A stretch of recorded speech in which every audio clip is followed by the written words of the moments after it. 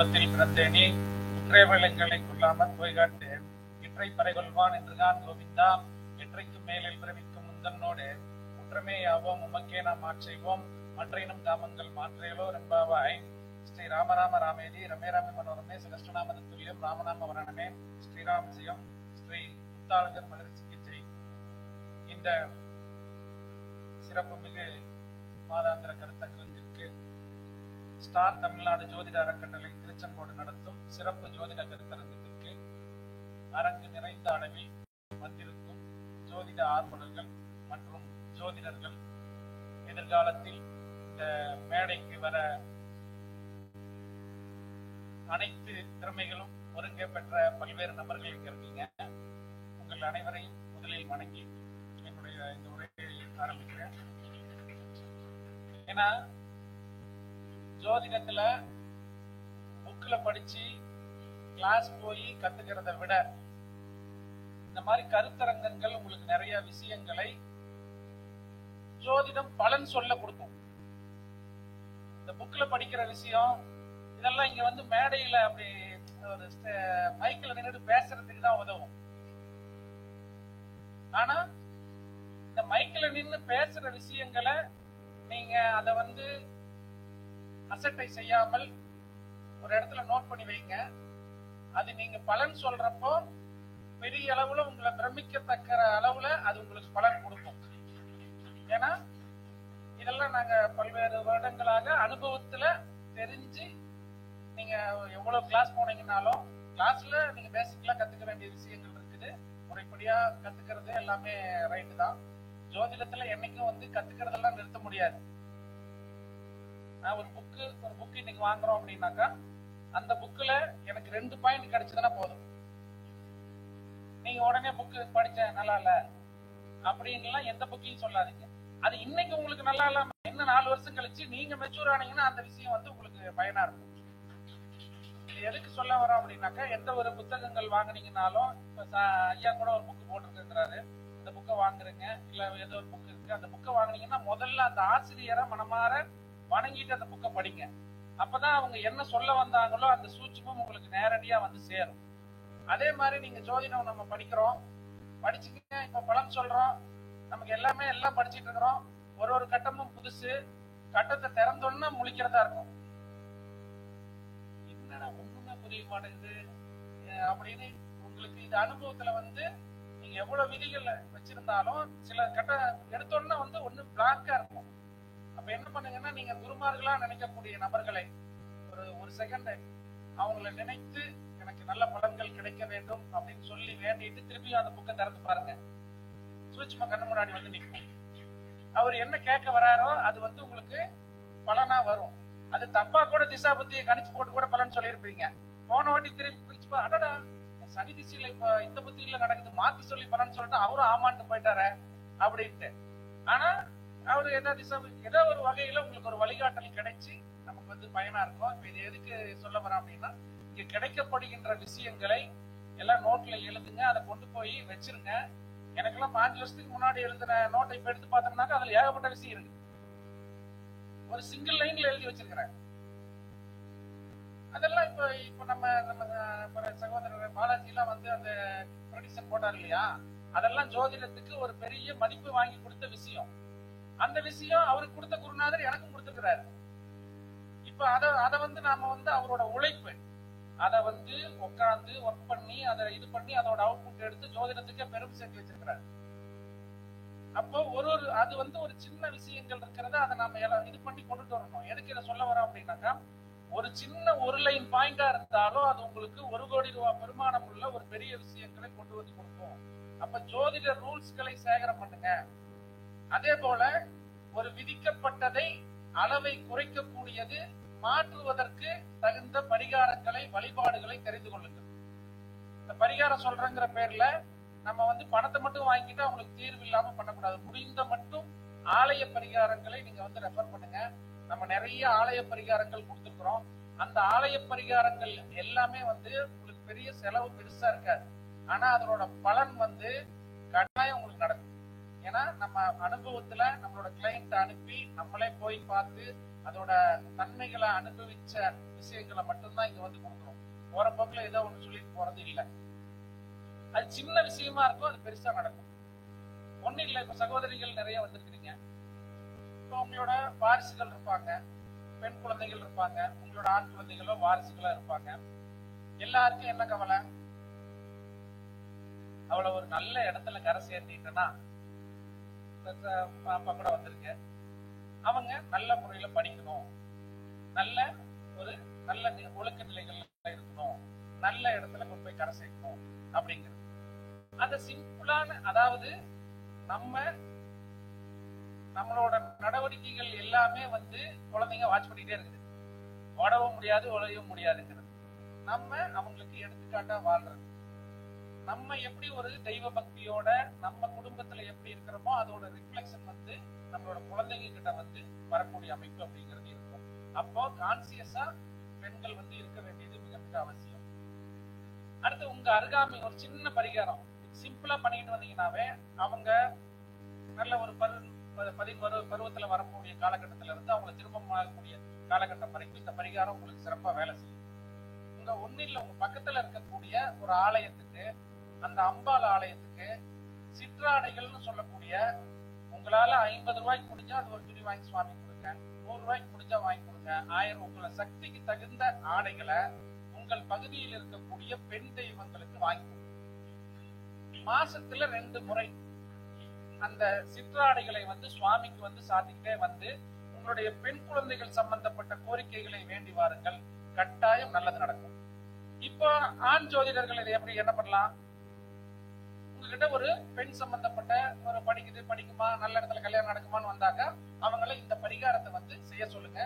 கட்டாயம் நல்ல நிலையில வந்து அவர்களுக்கு வந்து அந்த இது ஒழுக்க தன்மை அப்படிங்கிறது கிடைக்கும். அதே போல கிளியை தாங்கி இருக்கக்கூடிய பெண் தெய்வங்கள், மதுரை மீனாட்சி, அது மாதிரி இன்னும் நிறைய தெய்வங்கள் இருக்கு. நிறைய ஆலயங்களுக்கு எல்லாம் போனீங்கன்னாக்க சின்ன ஒரு சிலையா கூட இருக்கும், அது கிளியை வச்சுக்கிட்டு இருக்கிற மாதிரி அமைப்பு வந்து இருக்கும். அந்த கிளியை தாங்கி இருக்கக்கூடிய தெய்வங்களை தொடர்ந்து வழிபாடு செய்து வந்தால் அந்த பெண்களையும் கூட்டிட்டு போய் அந்த கிளி தரிசனம் பெறுதல் அப்படிங்கிறது, அந்த வழிபாடு பண்றது அப்படிங்கிறது வந்து உங்களுக்கு நல்ல ஒழுக்கத்தன்மைகள் மேம்பாடு கிடைக்கக்கூடிய அமைப்பு அப்படிங்கிறது வந்து கட்டாயம் கிடைக்கும். இத சிம்பிளா ஒரு வருஷத்துல, ஒரு மாசத்துல 1 நாள் 2 நாள் போடுறதுல ஒரு 100 ரூபாய் செலவு வச்சீங்கன்னா கூட ஒரு 1200 ரூபாய் செலவுல உங்களோட எதிர்கால சந்ததிகள் வந்து நல்ல ஒழுக்கத்தன்மையோடு வாழக்கூடிய அமைப்பு அப்படிங்கிறது கட்டாயம் கிடைக்கும். அதே மாதிரி நிறைய நம்ம வந்து இப்ப நம்ம ஐயா பேசிட்டு இருக்க கூட சொன்னாரு, இந்த குருச்சந்திரன் இணைவு நல்ல யோக நிலைகள் அப்படின்னு சொல்லி பார்த்தோம். 4 ஏன்னா பாக்கியாதிபதி குரு பகவான், சுகாதிபதி சந்திரன் சேர்க்கை அப்படிங்கிறது வந்து சொல்லியிருந்தாரு.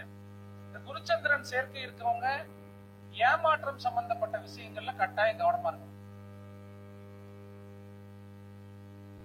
அவங்க வந்து ஏதாவது ஒரு விஷயத்தில் ஏமாறக்கூடிய தன்மை அப்படிங்கிறது உண்டு. இதுல ஜோதிடர்கள் நீங்க எப்படி எடுத்துக்கணும் அப்படின்னாக்கா, ஒரு டீனேஜ் வராங்க, ஒரு திருமண வயதில் இருக்கு, ஒரு காலேஜ்ல இருக்குது, ஒரு பொண்ணுக்கு வந்து குருச்சந்திரன் சேர்க்கை இருக்குது. அப்ப உடனே இது வந்து ஒரு நெகட்டிவாவே அந்த நெகட்டிவ் பலனையே சொல்லிடக்கூடாது. இத ஒரு மைண்ட்ல வச்சுக்கிட்டு அதுக்கு தகுந்த மாதிரி இலைமறை காய்மறையா பலன் சொல்லி பழகுங்க. அப்ப குருச்சந்திரன் இணைவு அப்படின்னு இருந்துச்சுன்னா ஒரு ஜாதகத்துல ஏமாற்றத்தை கொடுக்கக்கூடிய அமைப்பு. ஒரு பெண் ஏமாந்தா என்ன ஆகும்? அப்போ அந்த குருச்சந்திரன் நினைவு இருக்கக்கூடிய ஒரு பெண் ஜாதகத்துல ஏமாற்றத்தை சந்திக்கக்கூடிய வாய்ப்பு இருக்குது. அப்ப பெண் வந்து ஒரு 19 ஒரு டீனேஜ் பொண்ணு ஏமாந்தா ஒரு லவ் சம்பந்தப்பட்ட விஷயங்கள்ல கவனமா இருக்கணும். இத வந்து சொல்ல தெரியணும். இல்ல ஒரு மேரேஜ் ஆகி ஒரு 35-40 வயசுல ஒரு ஆண் இருக்கிறாரு அப்படின்னா, சார் உங்க வீட்டுல பினான்ஸ் எல்லாம் கொடுக்கல் வாங்கலாம் யார் கண்ட்ரோல்ல இருக்குது, இவர் வந்து பணத்தை கொண்டு போய் ஏமாந்துருவாரு அப்படின்னு சொல்றதுக்கு தெரியணும். அப்போ ஒரு விதி இருக்குதுன்னா அதை எந்தெந்த இடத்துல மேட்ச் பண்ண தெரியணும், அப்ளை பண்ணி இது பண்ணுங்க. இந்த குருச்சந்திரன் இணைவு அப்படிங்கிறது வந்து ஏமாற்றத்தையும் கொடுக்கக்கூடிய அமைப்பு என்பது உண்டு. அதே போல சில ஜாதகங்களில் குருச்சந்திரன் இணைவு இருக்கக்கூடிய ஜாதகரின் தகப்பனாரும் சில போக்குவரத்தில் கவனமாக இருக்க வேண்டிய அவசியம் என்பது உண்டு. அப்ப இத மைண்ட்ல வச்சுக்கோங்க. அந்த குருச்சந்திரன் சேர்க்கை இருந்துச்சு அப்படின்னா, நம்ம பொழுதுலையும் பரிகாரமா பேசிட்டு இருக்கிறோம். பரிகாரத்தோட சில விதிகளையும் தெரிஞ்சு வச்சுக்கோங்க. அது உங்களுக்கு பலன் சொல்றப்போ இந்த மாதிரி இதை வந்து நீங்க பலன்ல வந்து அப்ளை பண்ணி பாருங்க. எடுத்தோடனே இப்ப நம்ம சொன்னோம்னா போய் சொல்லாதீங்க. வரக்கூடிய ஜாதகத்துல அதை நீங்க வாட்ச் பண்ணி பாருங்க. குருச்சந்திரன் நினைவு இருக்கா? அப்ப குருச்சந்திரன் நினைவு இருக்கிறதுங்கிறது குருவும் சந்திரனும் சேர்ந்து இருக்கிறது ஒரே கட்டத்துல ஒண்ணு. குருவுக்கு அடுத்தது இருக்கிறது 2ஆம் தரமா வைங்க. குரு சந்திரனோட நட்சத்திரத்துல இருக்கிறது இல்ல சந்திரன் குருவோட நட்சத்திரத்துல இருக்கிறது ஒர்க் ஆகுதான்னு பாருங்க. பார்த்துட்டு அந்த மாதிரி இருந்துச்சுன்னா ஒரு வார்த்தை எச்சரிக்கையா, இது இல்ல அப்படி நடந்திருக்குன்னு பாருங்க. ஒரு 45 வயசு 50 வயசுல ஒரு பெண் உங்களுக்கு ஜாதகம் பார்க்க வராங்க, குருச்சந்திரன் சேர்க்கை அங்க இருக்குது அப்படின்னா அப்பாக்கு ஏதாவது பாதிப்பு வந்திருக்குதா, போக்குவரத்துல வண்டி வாகன போக்குவரத்துல ஏதாவது ஆக்சிடென்டை சந்தித்திருக்கக்கூடிய வாய்ப்புகள் கிடைக்கும் இருக்கும். அந்த அது மத்ததெல்லாம் உங்க விதிகளை வந்து கண்ணு காது மூக்கு எல்லாமே சிங்காரம் பண்ணிக்கோங்க. எப்ப நடக்கும் கோச்சாரத்துக்கு ஒரு கிரக இணைவு இருக்குதுன்னா கோச்சாரத்தில் வருட கிரகங்கள் வரும்போது அதோட ஆக்டிவேஷன் அதிகமா இருக்கும். திசாபுத்திகள் நடக்கும் போது இருக்கும். அப்புறம் நீங்க இன்னும் அதை விட விதிகள் நிறைய வச்சிருப்பீங்க. அந்த விதிகள்லாம் அப்ளை பண்ணி அதை வந்து பாருங்க. எப்ப நடந்துச்சுன்னு கேளுங்க. அந்த நடந்த தன்மைகளை எடுத்து பாத்தீங்கன்னாலும் உங்களுக்கு வந்து அமைப்புகள் வந்து கரெக்டா இருக்கும். இது மாதிரி விதிகளை வந்து பயன்படுத்திக்கோங்க. அடுத்தது கடன் சம்பந்தப்பட்டது. ஒரு ஜாதகத்தில் அதிபதிக்கு புதன் தொடர்பு இருந்துச்சுனாவே நீங்க வந்து கடன் சம்பந்தப்பட்ட விஷயங்கள்ல கொஞ்சம் கவனமா இருக்க சொல்லுங்க. சரி சார், கடன் ஆயிடுச்சு, இல்ல கடன் ஆவாம இருக்கிறதுக்கு என்ன பரிகாரம் அப்படின்னா கிரிவலம் போறது. கிரிவலம் அப்படிங்கிறது அந்த மலையை போய் சுத்துறதுங்கிறது ஒண்ணு. எல்லா டைம்லயும் சார் நான் இப்ப இங்கிறது ஏற்கனவே பண டயத்துல இருக்கிறேன், நான் எங்க சார் ஒரு 1000 ரூபாய் செலவு பண்ணிட்டு நான் போய் பண்ணிட்டு வர்றது அப்படின்னு சொல்லக்கூடிய நபர்களும் இருக்கிறாங்க. அந்தந்த இடத்துக்கு உண்டான பவர்ங்கிறது கட்டாயம் இருக்குது. அந்த திருவண்ணாமலையில கிரிவலம், ஏன்னா திருவண்ணாமலை கிரிவலம்லாம் வந்து நான் வந்து அனுபவிச்சு, ஏன்னா அது ஒரு பாக்கியம் அப்படின்னு தான் சொல்லணும். தொடர்ந்து ஒரு 20-22 ஆண்டு காலங்கள் வந்து சின்னதுல இருந்தே அது தொடர்ந்து ஒரு மாசம் கூட மிஸ் ஆகாம பௌர்ணமி கிரிவலம் போனது அப்படிங்கிறது எனக்கு அந்த ஈசனிட்ட ஒரு கருணை தான். அது நடுவுல ஒரே ஒரு குழந்தை பிறந்துச்சு அப்படின்னு சொல்லி அந்த ஃபர்ஸ்ட் ஒரு மாசம் கட்டானுச்சு, அப்படியே கட்டாயிருச்சு. அதுல இருந்து அது தொடர்ந்து போறது வந்து முடியல. அதுவும் முதல் மாதம்லாம் எனக்கு போறது நல்ல ஞாபகம் இருக்குது. ஒரு சித்ரா பௌர்ணமி அப்ப முதல் கிரிவலம் போறோம். அப்ப வந்து 20 ஆண்டுகளுக்கு முன்பு அங்கெல்லாம் ரோடு அந்த இப்ப மாதிரி ஒரு இது இல்ல. அந்த கிரிவலம் முடிச்சு வரப்போ எல்லாம் கல்லுக்கெல்லாம் இருக்குது. இதுக்கு மேல இந்த பக்கம் திரும்பியே பார்க்க கூடாது அப்படின்னு சொல்லிட்டு கிரிவலத்தை முடிச்சுட்டு வரேன். அடுத்த மாசம் இலக்குது திருப்பியும். அப்படியே கண்டினியூவா வந்து ஒரு கடவுள் கடாட்சத்தால வந்து தொடர்ந்து கணக்கே தெரியல 20 வருஷங்களுக்கு மேல வந்து தொடர்ந்து அந்த பௌர்ணமியான எந்த பிரேக்கும் இல்லாம போகக்கூடிய சூழ்நிலை கொடுத்துச்சு. அந்த கிரிவலம் போனதுக்கு உண்டான பலன்கள் எனக்கு எல்லா வகையிலையும் மிகப்பெரிய ஒரு துணையா இருந்தது அந்த கிரிவலம். ஜோதிட ரீதியாகவும் நமக்கு அந்த வழிபாடுகள் எல்லா விஷயங்கள்லயும் நமக்கு வந்து ஒரு நல்ல ஒரு கொடுத்தது வந்து அந்த கிரிவல அமைப்பு. அப்ப அது போன்ற விஷயங்களையும் நீங்க வந்து வாய்ப்பு இருக்கவங்க அந்த மாதிரி கிரிவலம் வந்து திருவண்ணாமலை கிரிவலம் போயிட்டு வாங்க. அதுவும் உங்களுக்கு நல்ல அமைப்பு. உங்கள் பகுதியில் இருக்கக்கூடிய ஏதாவது ஒரு நல்ல பூஜை முறையாக நடைபெறக்கூடிய ஆலயம் அல்லது பாடல் பெற்ற ஸ்தலங்களா இருந்துச்சுன்னா அந்த கரிவறையை போய் சுத்த சொல்லுங்க.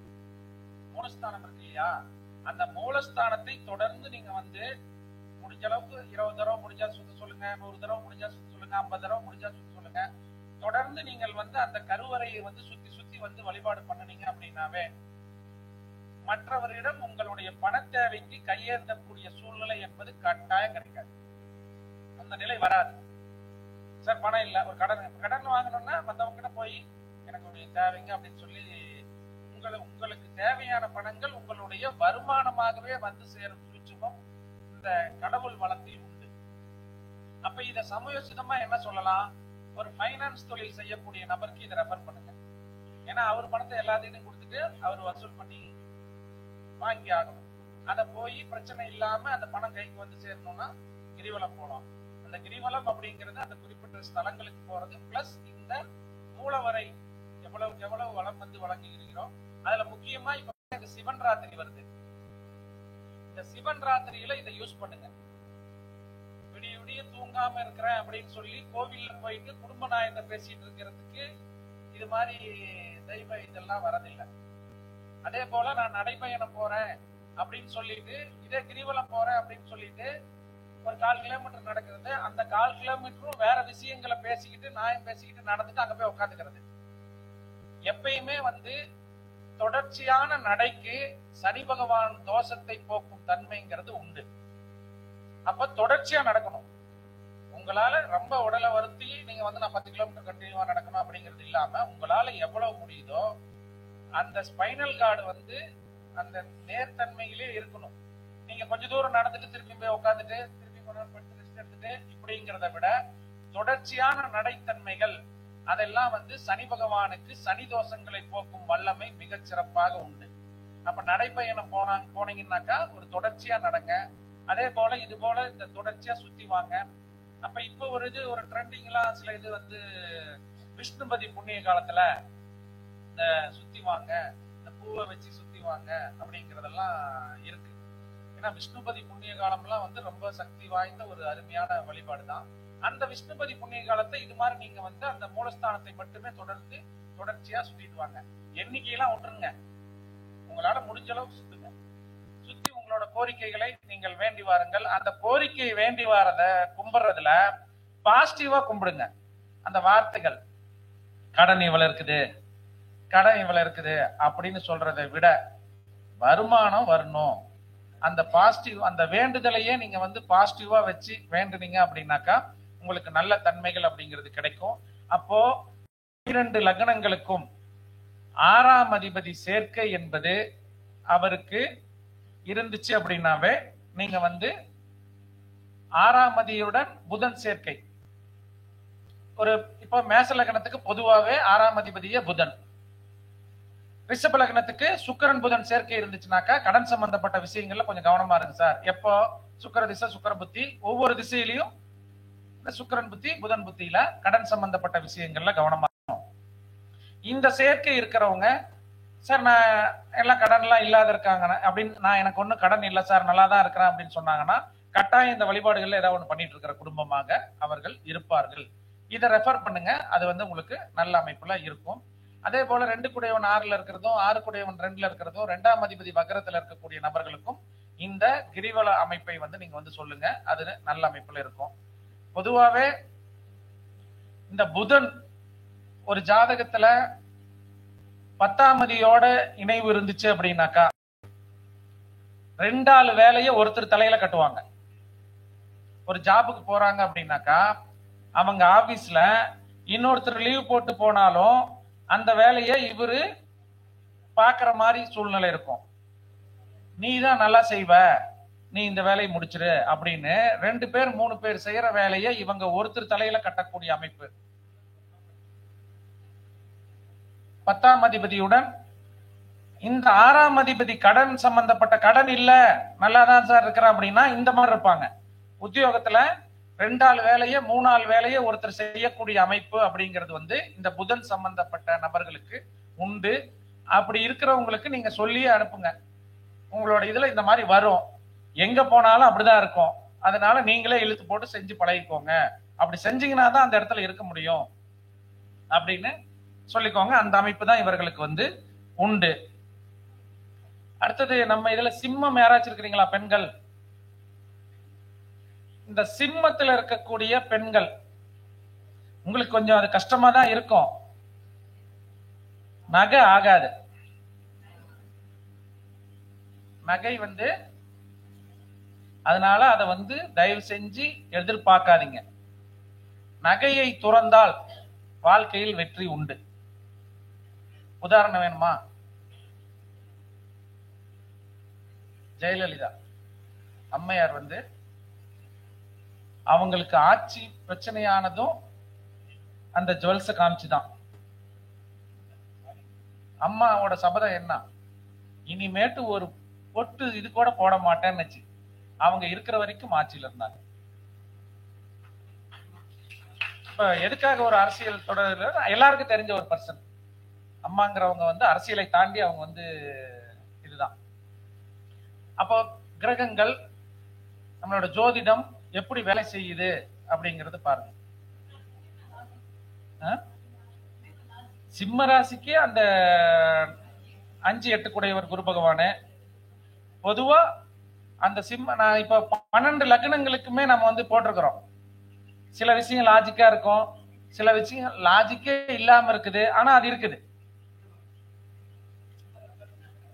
12 லக்னங்களுக்குமே நான் வந்து வீடியோவே போட்டிருக்கிறேன். மேச லக்னத்துல பிறந்தவங்களுக்கு எந்த கட்டமும் எந்த கிரகமுமே இல்ல, மேச லக்னம் அப்படின்னா மட்டும் இந்த அமைப்பு இருக்கும் அப்படின்னு ஒரு 20-30 பாயிண்ட்ஸ் கொடுத்திருக்கிறோம். அதுல பெரும்பாலான பாயிண்ட்ஸ் வந்து ஒத்து வருது. இது மாதிரி 12 லக்னத்துக்கு சிம்மத்துல பாத்தீங்கன்னாக்கா இதெல்லாம் வந்து கொடுத்திருப்போம். இந்த நகை ஆமா, நான் சொல்றது எல்லாமே லக்னம் தான் பிரதானம். எல்லாரும் வந்து ராசி இது வந்து பார்த்துட்டு இருப்பாங்க. லக்னமும் வந்து முதல் தரமா வேலை செய்யும், ராசியும் நீங்க வந்து பார்த்து பாருங்க, அது வந்து வேலை செய்யும். அப்ப சிம்ம லக்னம் சிம்ம ராசி இந்த 2 இதுல இருந்தாங்கனாவே நீங்க வந்து அந்த நகை சம்பந்தப்பட்ட விஷயங்களை வந்து அதிகமா பயன்படுத்த கூடாது. சிலர் நகையை நிறைய பயன்படுத்தணும், அதனால வந்து நல்ல அமைப்புகள் இருக்கக்கூடிய அமைப்பும் உண்டு. ஏன்னா தங்கத்துக்கு வந்து நல்ல சக்திகளை ஈர்த்து வைக்கக்கூடிய தன்மைங்கிறது உண்டு. அதனாலதான் தங்கத்துக்கு தோஷம் இல்லை அப்படின்னாங்க. அப்ப நீங்க அதிகமான ஒரு புனிதமான மந்திர உச்சாடனத்துல இல்ல மந்திர உச்சாடனம் நடக்கக்கூடிய இடத்துக்கு போறீங்க, இல்ல உங்களுக்கு தேவையான விஷயங்களை கிரகிச்சுக்கிட்டு வரணும் அப்படின்னு நினைக்கிற நபர்கள்லாம் வந்து நகையை அதிகமா போட்டுட்டு போங்க. அந்த இடத்துலயும் இந்த சிம்மத்துக்கு அந்த நகை ஆகாது. எங்கேயும் வந்து சிம்மம் அப்படிங்கிறது சிம்ம லக்னம் சிம்ம ராசி அப்படின்னாக்கா நகையை விட்டு கொடுங்கள். நகையை போட போட வாழ்க்கையில வந்து நிறைய பிரச்சனைகளை சந்திக்கக்கூடிய தன்மை அப்படிங்கிறது வந்து உண்டு. அந்த நகையை வந்து கொஞ்சம் அவாய்ட் பண்ணுங்க, நல்ல வாழ்க்கையில மேன்மை அப்படிங்கிறது. அப்ப சிம்ம லக்னம் சிம்ம ராசி வந்தா இதை கொஞ்சம் சொல்லுங்க. ஆண் பெண் எல்லாருக்குமே, பெண்களுக்கு கொஞ்சம் நகை மேல ஒரு எக்ஸ்ட்ரா கேர் உண்டு, அவங்களுக்கு வந்து அதை போடணும் அப்படிங்கிறது வந்து ஒரு இது வந்து உண்டு. இப்ப சொல்லக்கூடிய பலன்கள் ஆண் பெண் பாகுபாடெல்லாம் இல்லை, அவங்களுக்கும் அது வந்து கட்டாயம் வேலை செஞ்சு சொல்லி இது வந்து கையில இருந்து தொலைஞ்சவங்களா இருக்கிறாங்க. மீறி போட்டுக்கிட்டு இருந்தா தொலைஞ்சு போயிடும், மீறி போட்டுக்கிட்டு இருந்தா அத்துட்டு போயிடுவாங்க. அதனால ஒரு பாதகத்தை அனுபவிக்கக்கூடிய தன்மை. இப்ப சிலர் எல்லாம் பாத்தீங்கன்னாக்கா நான் வாங்கினதுல இருந்து பேங்க்லயே தான் சார் இருக்குது, அதை வந்து இது பண்ணவே முடியல அப்படிம்பாங்க. அப்படி இருந்தா நல்லது. நம்ம இப்படி பலன் சொன்னோம்னாக்கா உடனே திரும்பி திரும்பி அவங்க வீட்டுக்கார பார்ப்பாங்க, ஏற்கனவே போன் பண்ணி சொல்லிட்டீங்களா, இவரும் அப்படியே சொல்றாரு அப்படிங்கிற மாதிரி. ஏன்னா அந்த சிம்மம் இருக்கிறவங்களுக்கு ஒன்னா சூழ்நிலை வந்து மேரேஜ் ஆனதுல இருந்து அப்போ ஒரு தடவை வெளியே எடுத்தாருங்க, அதுக்கப்புறம் திருப்பி திருப்பி திருப்பி திருப்பி உள்ளேதான் இருக்குது, நான் போட்ட பாடே இல்ல அப்படிங்கிற அது நல்லது. அது போன்ற அமைப்புகள். அப்ப சிம்மம் அப்படின்னு உங்ககிட்ட வந்தாங்கன்னாவே சிம்மத்துல நின்று ஒரு திசை நடக்கிறதுங்கிற ரெண்டாவது. சிம்ம லக்னம் சிம்ம ராசிக்கு இந்த பலன்களை சொல்லுங்க, சரியா இருக்கும். அதே போல வழிபாடுகள், எந்த ஒரு வழிபாடு செய்தீர்கள் என்றாலும் கிழக்கு நோக்கியும் வடக்கு நோக்கியும் நின்று வழிபாடுகளை செய்து பழகுங்கள். உங்க வீட்டுல சப்போஸ் படம் வந்து மாறி இருந்தாலும் நீங்க நிக்கிற டைரக்ஷனை சாமியை பார்த்தே தான் நிக்கணும்னு மாத்தி டைரக்ஷனை நின்று கும்பிடாதீங்க. சுவாமி சிலர் பாத்தீங்கன்னா வடக்கு பார்த்து படத்தை வச்சிருப்பீங்க, நீங்க அப்ப வடக்கு பார்த்து இதுல பேசிங்ல இருக்கிறப்ப நீங்க ஆட்டோமேட்டிக்கா அப்படி நின்னீங்கன்னா சவுத் பேசிங்ல தான் நிற்போம். நீங்க அப்படி இப்படி வடக்கு நோக்கி இப்படி இருக்கக்கூடிய இதுல நீங்க வந்து இப்படி நில்லுங்க, கிழக்கு நோக்கியோ அல்லது வடக்கு நோக்கியோ நின்று தரிசனம் செய்யுங்கள். உங்களுடைய கோரிக்கைகளை வேண்டி வாருங்கள், கட்டாயம் வந்து உங்களுக்கு நல்ல ஒரு கோரிக்கைகள் நிறைவேறக்கூடிய அமைப்பு அப்படிங்கிறது உண்டு. அதே மாதிரி எந்த ஒரு வழிபாடுகள் இதெல்லாம் பண்ணீங்கன்னா முடிந்த மட்டும் ஈரத்துணியோட போகக்கூடாது. கொடுமுடியில போய் பரிகாரம் பண்றேன், பவானியில போய் பரிகாரம் பண்றேன்னு எல்லாம் பரிகாரம் பண்ணிவிட்டு எல்லாம் நழைச்சிக்கிட்டு அந்த நழைச்சிட்டு போய் மூலஸ்தானத்துல போய் கும்பிட்டீங்கன்னாக்கா கும்பிட்டதெல்லாம் வேஸ்ட். அப்ப வழிபாட்டு தன்மைகளை நீங்க வந்து எக்ஸ்ட்ரா ஒரு செட்டு துணி எடுத்துட்டு போங்க. துணியை எடுத்துட்டு போய் அதை சுத்தமாக உலர வைத்து நீங்க வந்து ஈரம் இல்லாமல் தெய்வ சன்னதியில் போய் வழிபாடு செய்வதுதான் சிறப்பு. அதுல இன்னொன்னு, இந்த குளிச்சுட்டு கடல்ல வந்து அந்த குளிச்ச துணியை வந்து விட்டுருங்க அப்படின்னு சொன்னாக்கா நம்ம மக்கள் செய்யக்கூடிய பெரிய ஒரு விஷயம் என்னன்னாக்கா, அது எதுக்கு அது வந்துச்சு அப்படின்னா ஆடை தானம் செய்வது சிறப்பு. அப்ப நம்ம மக்கள் என்னன்னா இங்க இருந்து ராமேஸ்வரம் போறப்பயே இங்கே நைட்லயே வந்து இருக்கிறதுலயே வீட்டுல பழைய ஒரு சுடிதார் எடுத்து போட்டுக்கிட்டு தான் காரே ஏறுவாங்க. அது யாரும் அந்த பக்கம் கூட அதை திரும்பி கூட எடுத்துடக்கூடிய இது அது என்னத்துக்கு அந்த குளித்த துணியை விடுவதோ ஏதோ ஒரு இதெல்லாம் பண்றோம் அப்படின்னாக்கா அது வந்து ஒரு ஆடை தானம் அமைப்பு. அதுல கரெக்டான கான்செப்ட் என்னன்னா, நீங்க குளிச்சுட்டு மறுபடி ஒரு புது ஆடையை உடுத்தி அதுல குளிச்சுட்டு அந்த புது ஆடையை தானம் விடணும். அப்ப ஆடை தானத்திற்கு உறவு பகைமையை தீர்க்கக்கூடிய சக்திங்கிறது உண்டு. ஜோதிடத்துல நம்ம எப்படி யூஸ் பண்ணலாம்? சார், எனக்கும் எங்க அண்ணனுக்கும் பிரச்சனையாவே இருக்குது, எங்க குடும்பத்துல ஒற்றுமையே இல்ல, பங்காளி சண்டை பெருசா இருக்குது, பூர்வீக சொத்தை பிரிக்கவே முடியல, நான் வந்தா அவன் வர மாட்டேங்கிறான், அவன் வந்தா இவங்க வர மாட்டேங்கிறாங்க, இந்த பங்காளி தன்மைகள் உறவு தன்மைகள்ல பிரச்சனையா இருக்குது, ஒற்றுமை இல்ல அப்படின்னு சொல்லக்கூடிய நபர்களுக்கு நீர்நிலையை நோக்கி இருக்கக்கூடிய தெய்வங்களுக்கு சக்தி அதிகம். அது எங்கெங்க இருக்குது? இப்ப நீங்க ரெண்டு சொன்னதுமே, இப்ப நீங்க சொன்னது எல்லாமே பவர்ஃபுல்லான ஸ்தலங்கள். அப்போ இந்த மாதிரி அந்த இப்ப ராமேஸ்வரத்துல ராமநாத சுவாமிகள் கடலை பார்த்து தான் இருப்பாரு. அது மாதிரி அந்த கடலையோ குளத்தையோ ஆற்றையோ பார்த்து நீர்நிலையை நோக்கியவாறு இருக்கக்கூடிய தெய்வங்கள் இந்த உறவு பகைமையை தீர்க்குவதில் ஒரு ஸ்பெஷலிஸ்டான தெய்வங்கள். அந்த அங்க போய் என்னன்னா குளிச்சுட்டு இது போல வஸ்திர தானங்கள் தரணும். இப்ப வஸ்திர தானம் தந்து இது மாதிரி இப்ப ஒரு பங்காளிங்க பிரச்சனை இருக்குது. இன்னொன்னு ரத்தின தானம் வந்து உறவு பகைமையை தீர்க்கும். ஒரு பவளம் வாங்கி கொடுக்குறேன், இல்ல உங்க ஒரு கேரட் வாங்கி கொடுங்க. எப்பயுமே வந்து நம்ம மனசுதான். ஒரு கேரட்டுக்கு வாங்கி கொடுத்துட்டு கட்டாயம் நடந்துரும் நம்புனீங்கன்னா நடந்துரும். நீங்க 10 கேரட்டை வாங்கி கொடுத்துட்டு இதெல்லாம் பண்ணுனா நடந்துருமா? சும்மா வந்து அவன் என்னை ஆளை வச்சுட்டு வெட்ட வரான், இந்த 10 கேரட்டை கொடுத்துட்டு அவன் முன்னாடி போய் நான் நிக்க முடியுமா அப்படின்னு நினைச்சுக்கிட்டு இருந்தீங்கன்னா அவன் வெட்டதான் செய்வான். ஏன்னா சிம்பிளா சொல்லிட்டாங்க, எண்ணம் போல் வாழ்க்கை. அப்போ பரிகாரங்கள் வழிபாடுகள் எல்லாமே வந்து நீங்க மனசு நம்பி நம்ம செய்யணும். அதுக்குன்னு வந்து எல்லா இடத்துலயும் சும்மா நம்பி இது அதுக்குன்னு பழமொழி சொல்ற மாதிரி பசுவுக்கு மடியில கறந்தாதான் பால் வரும் அப்படிங்கிற மாதிரி ஒரு அந்தந்த இடங்களுக்கு சில சக்திகள் வந்து உண்டு.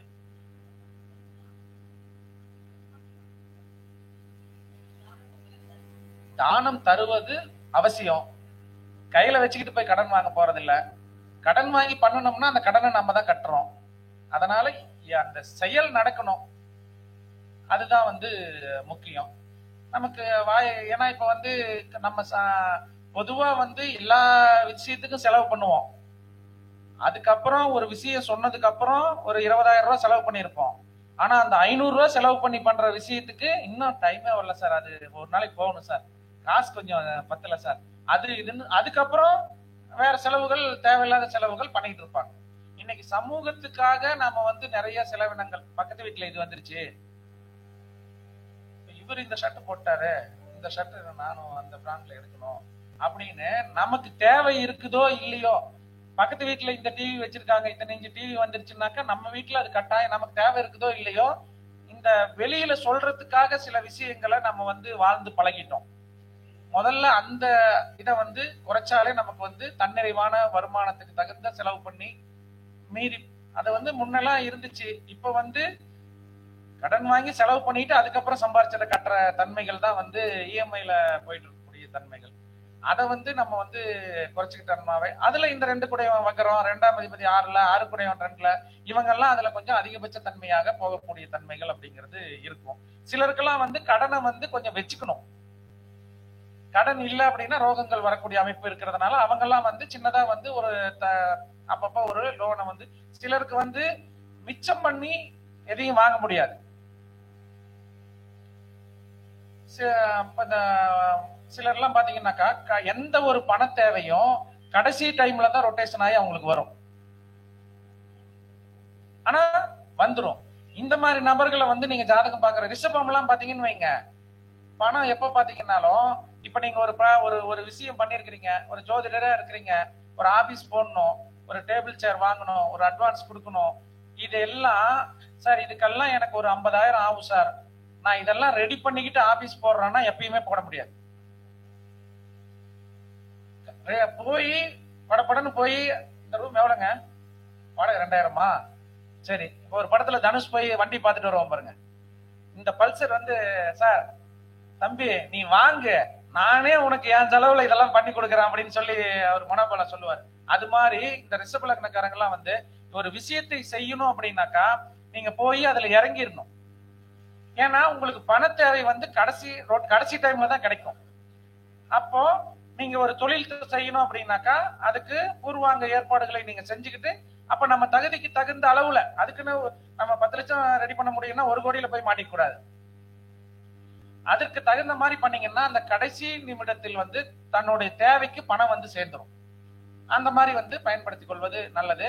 இப்ப இந்த உறவு பகைமையை பத்தி பேசிட்டு இருந்தோம். இந்த உறவு பகைமைக்கு இந்த மாதிரி ஆலயங்களுக்கு, நீர்நிலையை நோக்கி இருக்கக்கூடிய ஆலயங்கள்ல போய் அந்த நீர்நிலையில குளிச்சுட்டு ஒரு உங்களால் அதை அந்த அந்த நீங்க விட்ட அந்த துணியை எடுத்து யாராச்சும் பயன்படுத்தணும். அப்படி இல்லைன்னா நீங்க குளிச்சுட்டு ஒரு செட்டு ட்ரெஸ், ஒரு வேட்டி, ஒரு துண்டு அதை வாங்கி அதை யாருக்கிட்டாச்சும் வந்து அங்க ஒரு தானமா கையில கொடுத்துட்டு போங்க. அந்த வாங்குறவங்க கடையில போய் தானம் கொடுக்கறதுக்காக துணி கொடுங்கன்னு வாங்காதீங்க. இந்த ஜாக்கெட் பிட்ல இந்த வேலை தான் வந்து பண்றீங்க. அவன் ஜவுளி கடையிலேயே அவனே ஒரு இது வச்சிருக்கிறான் வச்சு கொடுக்கறதுக்கா. இதை எடுத்துக்கோ. நீங்க வந்து 10 பேர் 20 பேருக்கெல்லாம் தயவு செஞ்சு செய்யாதீங்க. 2 பேருக்கு செய்யுங்க. நீங்க வாங்குற பிளவுஸ் பிட்டோட நல்ல பிட்டா வாங்கி கொடுங்க. ஆனா நான் ஏற்கனவே சொல்லியிருக்கேன், நம்மளோட ஆடை தானத்திற்கு பலன்கள் வந்து உங்களுடைய வாரிசுகள் ஒழுக்கமா இருக்கக்கூடிய தன்மைகள்ல இருந்து ஆடை தானத்துக்கு நிறைய பலன்கள் இருக்கு. நீங்க சின்னதா இங்க இருக்கிறத நம்ம சொல்ற விஷயங்கள்லாம் உங்க வாழ்க்கையிலேயே ஒப்பிட்டு பாத்தீங்கன்னா உங்களுக்கு தெரியும். ஒரு கல்யாணமான முன்ன என்ன பண்ணுவோம்? பத்திரிக்கை அடிச்சோன்னா என்ன பண்ணுவோம்? இப்ப பண்றோமா? இப்ப என்ன பண்றோம்? வாட்ஸ்அப்ல பத்திரிக்கை அனுப்பிட்டு ரொம்ப சொந்தமா இருக்கிறவங்களுக்கு கூகுள் பேலயே அமௌண்ட் அனுப்பிடுறோம். நீங்க ₹1,00,000 அனுப்பி அவங்க எடுத்து போட்டுட்டு வந்தாலும் உங்களுக்கு பிரயோஜனம் இல்லை.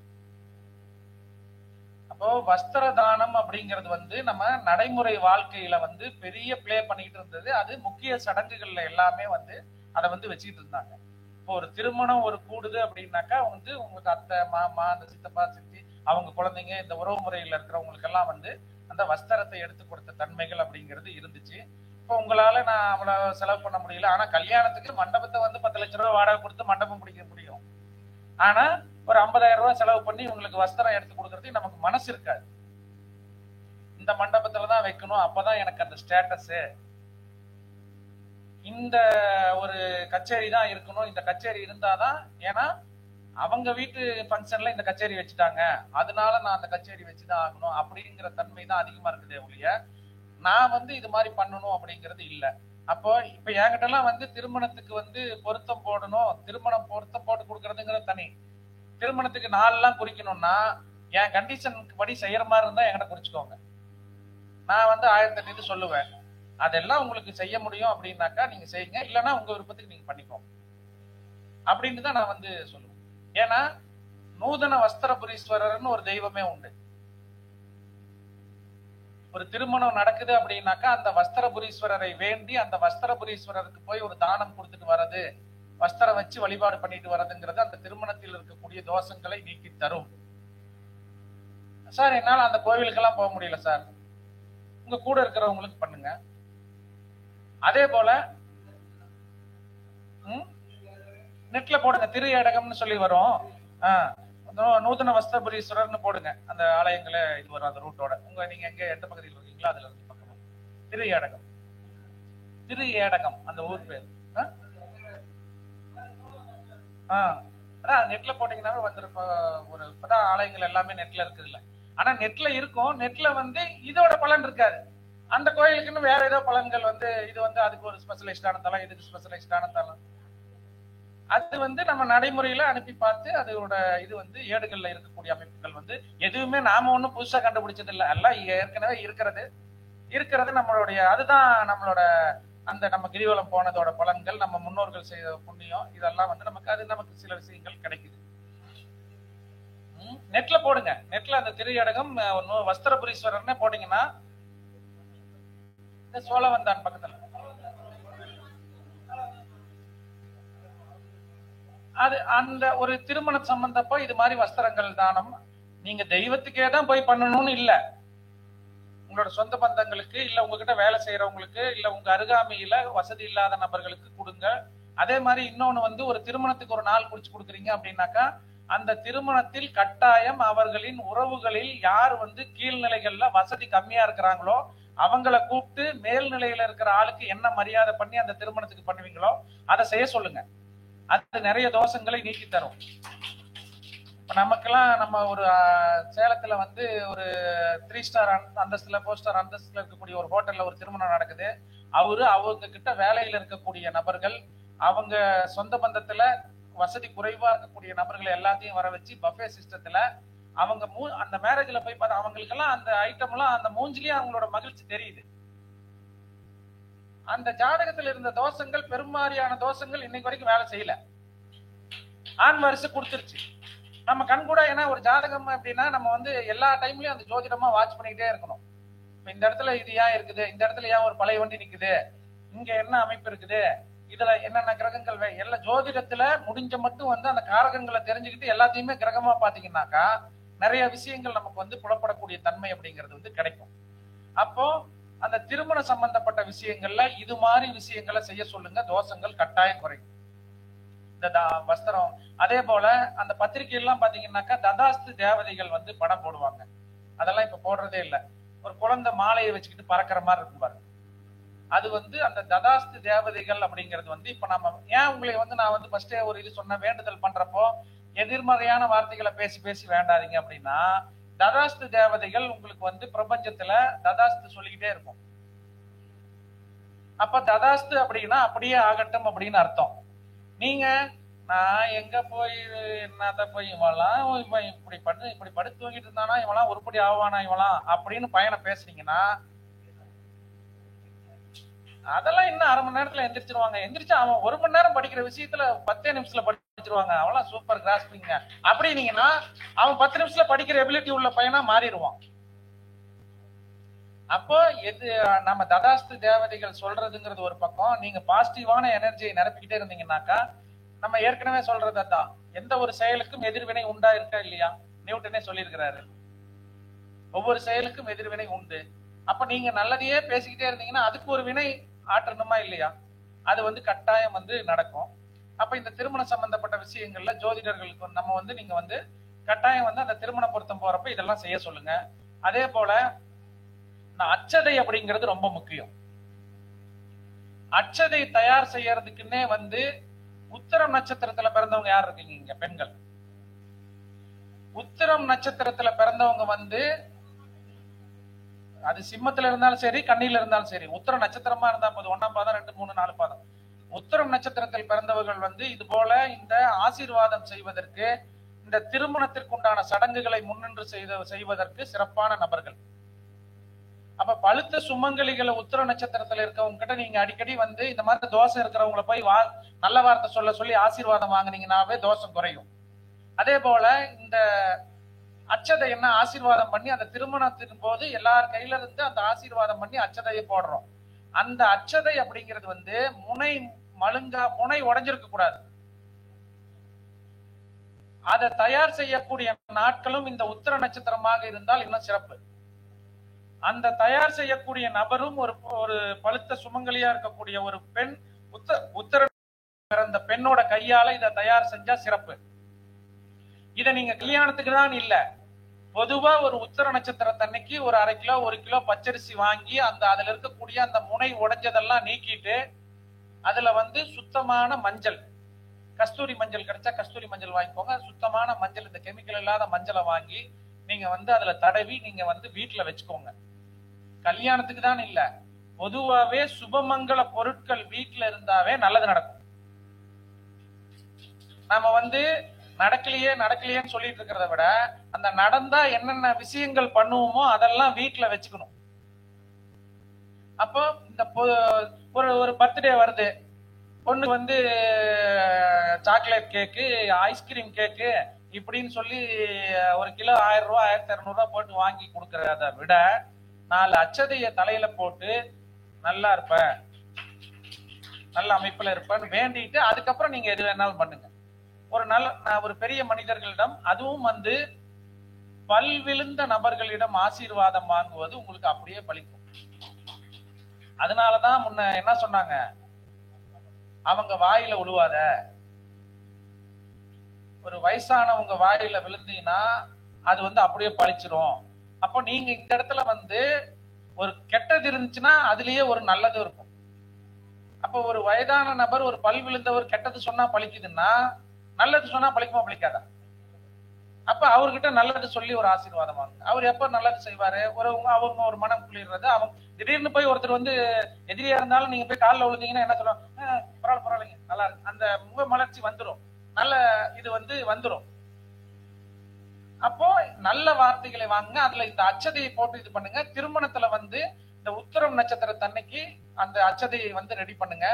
திருமணத்துக்கு முன்னாடியே கூட ரெடி பண்ணி வச்சுக்கலாம். அதுல இந்த ஒரிஜினலான பொருட்கள், இந்த கெமிக்கலான பொருட்களை சேர்த்தீங்கன்னா தான் எல்லாம் கெட்டு போயிடும். நீங்க இந்த ஒரிஜினலான பொருட்களை சேர்த்து நீங்க வச்சிருந்தீங்கன்னா எவ்வளவு நாள் இருந்தாலும் நல்லா இருக்கும்.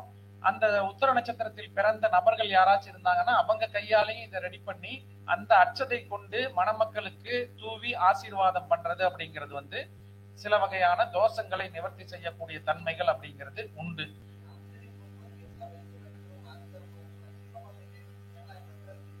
அதாவது இப்போ காலில் எல்லாரும் காலில் விழுவுறதுங்கிறது தேவையில்லாம வச்சுக்க கூடாது. நான் நிறைய குருமார்களையே அது பர்சனலா நான் நிறைய பேருக்கு சொல்லியிருக்கேன். இப்ப நீங்க காலில் உங்க காலில் ஒருத்தர் விழுறாங்கன்னா நீங்க பெரும்பாலும் அதை அனுமதிக்காதீங்க. உங்களை விட வயது குறைவான நபர்கள் இது போல ஏதாவது ஒரு ஆசீர்வாதம் வாங்குவதற்காக விழுந்தால் மட்டுமே நீங்க ஆசீர்வாதம் பண்ணி, அதுவும் அவர்கள் காலில் விழும்போது நீங்க சர்வம் கிருஷ்ணார்ப்பணம்னு நின்னுக்கணும். அப்போ அந்த இது உங்களுக்கு வரக்கூடாது. அப்போ மேக்சிமம் நீங்க ஒரு குருவா இருந்து ஒரு இது நடத்துறீங்க அப்படின்னாக்கா நீங்க அவர்கள் உங்க காலில் விழுறாங்க, இது மாதிரி இதெல்லாம் காலில் விழுவதை பெருமளவுல ஊக்குவிப்பு செய்யக்கூடாது. அப்படி தவிர்க்க முடியாம வந்துட்டாங்கன்னாக்கா கிருஷ்ணருக்கு அர்ப்பணம் பண்ணிருங்க. அந்த இது நமக்கு இதாக கூடாது. அந்த சின்ன வயசுல இருக்கவங்கள நீங்க உங்களோட வயது குறைவான நபர்கள போய் ஆசீர்வாதம் இது பண்றது, இதுல இருக்கிறது நம்மளும் தேவையில்லாம அந்த காலில் விழ வச்சு ஆசீர்வாதம் பண்ணிக்கிறதுங்கிறது ஆகாது. நீங்க திருமணத்திலேயே பாத்தீங்கன்னாக்கா கும்பிடு வாங்குறதுன்னு ஒரு சாங்கியமே உண்டு. அது யாருக்கிட்ட, பெரியவங்களா இருக்கவங்க கிட்ட போய் அந்த மணமகனும் மணமகளும் அந்த குனிந்து ஆசீர்வாதம் வாங்குறது. இப்பெல்லாம் நான் காலையில இருந்து நின்றுட்டு, நான் நேத்து தான் எனக்கு லீவே ஆபீஸ்ல 3 நாள் தான் கொடுத்தாங்க, இங்கெல்லாம் குமிஞ்சு நிமிர்ந்து என்னால எந்திரிச்சு திருப்பி இதா இருக்குது, டயர்டா இருக்குது. இப்ப அந்த கும்பிடு வாங்குறதுங்கிற இதே விட்டு போச்சு. அந்த கும்பிட்டு வாங்குவது அப்படிங்கிறது டைம் ஆயிடுச்சுங்களா? ஏன்னா டைம் ஆயிடுச்சுன்னு நினைக்கிறேன், உங்களுக்கும் பசி இருக்குன்னு நினைக்கிறேன். அதனால இப்ப அந்த திருமண சம்பந்தப்பட்ட விஷயங்களுக்கு இந்த அட்சதையை பயன்படுத்திக்கோங்க. அதே போல அந்த பத்திரிகை அப்படிங்கிறது உங்களுடைய பகுதியில் இருக்கக்கூடிய அந்த திருமணம் இப்ப கோல்டன் மகால்ல கல்யாணம் நடக்குது அப்படின்னா இந்த எல்லைக்குன்னு ஒரு தெய்வம் இருக்கும். அந்த எல்லை தெய்வத்துக்கு போய் ஒரு பத்திரிக்கை வைக்க சொல்லுங்க. அந்த மண்டபத்திலேயே பெரும்பாலும் அந்த விநாயகர் சிலை இந்த மாதிரி இதை வச்சிருக்காங்க.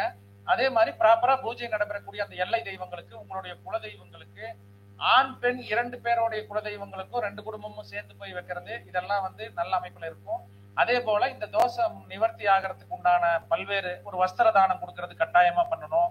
இந்த அச்சதை கரெக்டான முறையில ரெடி பண்ணி தானம் பண்ணணும். இதெல்லாம் பண்ணி செஞ்சுக்கிறது திருமண வகையில் தோஷங்களை நீக்கும். இப்போ ஏதோ ஒரு 4-5 பாயிண்ட் பயனா இருந்துச்சா? இப்ப சொன்ன விஷயங்கள்ல ஏதாவது டவுட் இருந்தா கேட்டுக்கோங்க. எதனால திருமண தடை? திருமண தடைக்கு பல காரணம் இருக்குது. என்ன காரணத்துக்காக கேக்குறீங்க? இப்போ ஒரு செவ்வாய் தோஷத்தினால ஒரு திருமண தடை அப்படின்னு வச்சுக்கோங்க. இப்ப செவ்வாய் தோஷம் அப்படிங்கறதுனால ஒரு திருமண தடை ஏற்பட்டுச்சு அப்படின்னாக்கா,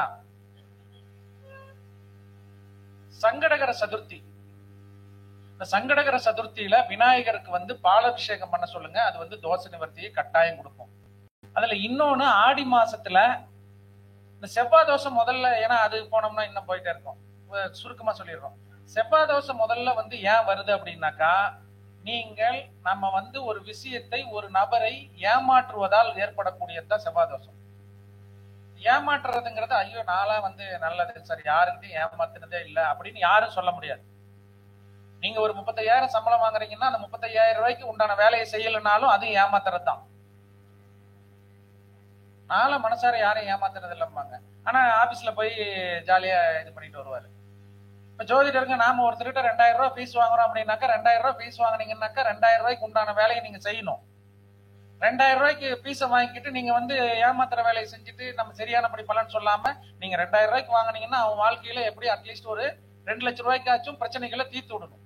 ஒரு 2 லட்சம் ரூபாய் பிரச்சனையில மாட்ட போறவனா நீங்க தீர்த்துட்டு 2000 ரூபாய் நீங்க ஃபீஸ் வாங்கினீங்கன்னா அதுக்காக உழைச்சு வாங்கினீங்கன்னா பிரச்சனை இல்லை.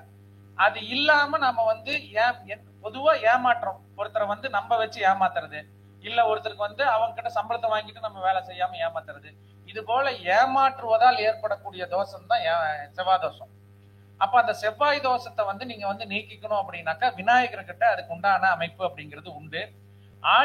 ஆடி மாசத்தில் வரக்கூடிய செவ்வாய் கிழமை நாட்கள் இந்த செவ்வாய் தோஷத்தை நீக்கம் பண்ணிக்கிறதுக்கு நல்ல நாள்.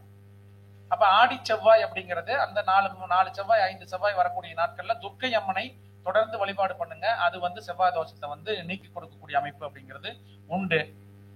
அதே போல இந்த செவ்வாய் தோஷம் இருக்கக்கூடிய நபர்கள் வேப்ப மரத்தை வெட்டக்கூடாது.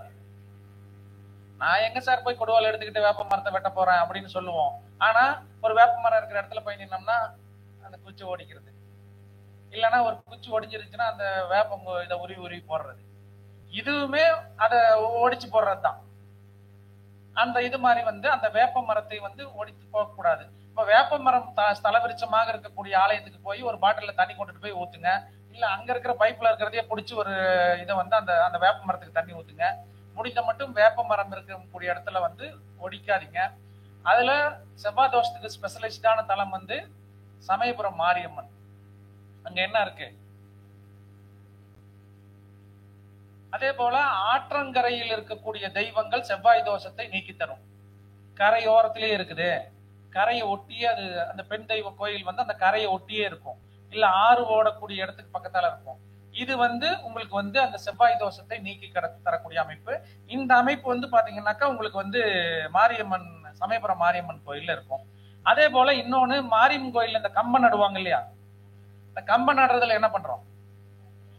தண்ணி ஊத்துறோம், சுத்தியும் வேப்பலை வச்சிருப்போம். அப்ப இந்த செவ்வாய் தோஷம் இருக்கக்கூடிய நபர்களை வந்து ஆணாக இருந்தாலும் பெண்ணாக இருந்தாலும் அது வந்து அது பெண்கள் தான் செய்யணும்னு அவசியம் இல்லை. ஒரு கொத்து வேப்பலை உடைச்சிட்டு போய் அந்த கம்பத்துல வந்து சுத்தியும் வச்சுட்டு வரலாம்.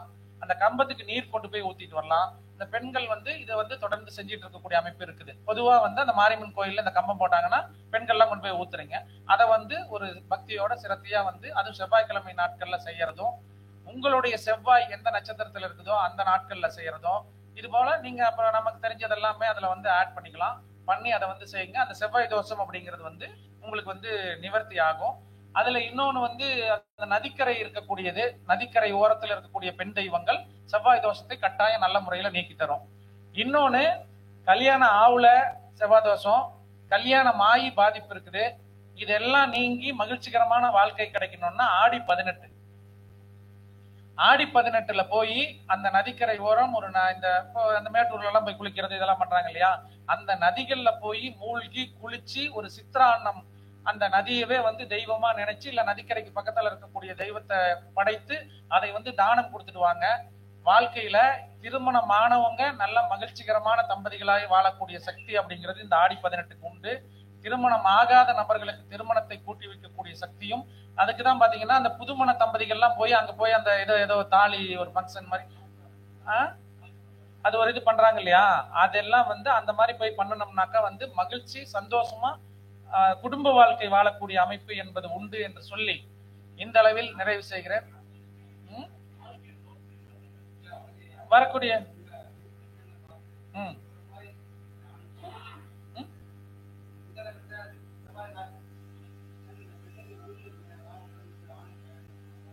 ஆமா இப்போ செவ்வாய் ராகு, இப்ப இவரோட கேள்வி என்னன்னா நம்மளோட சேனல்ல வந்து செவ்வாய் ராகு சேர்க்கை இருக்கக்கூடிய பெண்களுக்கு குரு ராகு சேர்க்கை இருக்கக்கூடிய ஆணை சேர்க்காதீர்கள் அப்படின்னு வந்து போட்டிருக்கோம். எதுக்கு இதை திருப்பி சொல்றேன்னா, இந்த பேட்டி எடுக்கிறவங்க எல்லாம் பாத்தீங்கன்னா இவங்க ஒண்ணு சொல்லிட்டு இருப்பாங்க, அவர் என்ன கேள்வி கேட்டாருன்னு நமக்கு தெரியாது, அதுல வாய்ஸே இருக்காது. இவர் மட்டும் ஒண்ணு பதில் சொல்லிட்டு இருப்பாரு, நமக்கு என்ன கேட்டாங்க இவர் என்ன சொல்றாருன்னே தெரியாது. அதனாலதான் அதை சொன்னேன். இப்ப அவரோட கேள்வி அதான், ஒரு பெண் ஜாதகத்துல செவ்வாய் ராகு சேர்க்கை இருந்தா ஆண் ஜாதகத்துல குரு ராகு சேர்க்கை இருக்கிறவங்கள சேர்த்தாதீங்கன்னு சொல்லியிருக்கிறீங்க, ஏன் அப்படின்னு சொல்லி கேட்கிறாரு. ஒரு பெண் ஜாதகத்துல செவ்வாயை குறிக்கக்கூடிய கிரகம் என்னன்னா கணவரை குறிப்பது செவ்வாய். அப்போ அந்த செவ்வாய்க்கு கணவரை குறிக்கக்கூடிய கிரகத்திற்கு ராகு சேர்க்கை இருந்துச்சுன்னா அப்ப அவருக்கு கணவராக வரக்கூடிய அந்த பெண்ணுக்கு கணவராக வரக்கூடிய நபருக்கு ராகுவால் ஏதோ ஒரு தோஷம் ஏற்படக்கூடியது. ராகு அந்த செவ்வாய் ராகு இருக்கிற இடத்துக்கு செவ்வாய் ராகு மறுபடியும் டிரான்சிட்ல வரக்கூடிய டைம்ல ஒரு பிரச்சனையை கொடுப்பாரு. அப்போ அந்த பெண்ணுக்கு இன்னொன்னு குரு ராகுன்னா ஒரு ஆண் ஜாதகத்தில் குரு வந்து ஜாதகரை குறிக்கும். அப்ப அவரு இந்த பொண்ணு ஜாதகத்திலையும் செவ்வாய் ராகு ஒரு பிரச்சனை, கணவருக்கு வந்து ராகுனால் ஒரு பிரச்சனை இருக்குதுன்னா அந்த ஆண் ஜாதகத்திலையும் ராகுனால் ஒரு பிரச்சனை இருக்குதுன்னா அந்த கோச்சாரத்துல வரக்கூடிய காலத்துல பிரச்சனையை கொடுத்துரும். அதனால வந்து அந்த சேர்க்கை இருக்கு. ரெண்டு பேர் ஒரு முன்னெல்லாம் வந்து மைனஸ்க்கு மைனஸ் சரியா போயிடும், ஒரு தோசை இருந்தா இன்னும். இப்பெல்லாம் சரியா போவாது. இப்பெல்லாம் எல்லாம் அவங்க தன்னிறைவா இருக்கிறாங்க. முன்னெல்லாம் வந்து என்னன்னா நம்ம சொல்றத கேட்டுக்கிட்டு கம்முன்னு இருந்தாங்க. இப்பெல்லாம் வந்து நான் பாத்துக்கிறேன் நீ கம்முன்னு இரு அப்படிங்கிற, ஏன்னா தன்னிறைவா அவங்க வந்து நம்ம இப்ப அவங்களை எந்த விதத்துல ஏமாத்த முடியாது. அடக்கி ஆளும் தன்மைங்கிறது இப்பெல்லாம் குறைஞ்சிருச்சு. இப்போ வந்து அவங்க சுய இதுல நிக்கக்கூடிய தன்மைகள்ல வந்து நீங்க வந்து இது குடும்பத்துக்காக இருக்கணும், பெரியவங்க சொன்னா சரி மாமனார் சொன்னா சரின்னுலாம் இல்ல, என் வாழ்க்கை நான் தான் இது பண்ணணுங்கிற நிலைக்கு வந்துட்டாங்க. அப்ப ஒரு பிரச்சனை இருக்கிறவங்களுக்கு இன்னொரு பிரச்சனை இருக்கிறவங்களையே சேர்த்துனீங்கன்னாக்கா அவர்கள் அதுல இருந்து வெளியே போகக்கூடிய தன்மைகள் வந்துரும். அப்போ ஒரு பிரச்சனை, ஒரு ஜாதகத்துல ஒரு மைனஸான பிரச்சனை இருக்குதுன்னா அதை சரி செய்யற நிலையில இருக்கக்கூடிய ஜாதகத்தை தான் சேர்த்தணும். அப்ப இந்த செவ்வாறாக இருக்கக்கூடிய ஜாதகத்துக்கு திருமணமே நடக்கூடாதா அப்படிங்கிற கேள்வி அடுத்தது வரும். அப்போ செவ்வாய் ராகு சேர்க்கை ஒரு ஜாதகத்தில் இருந்துச்சுன்னா அந்த குரு ராகு சேர்க்கை இல்லாத ஜாதகத்தை சேர்த்துங்க.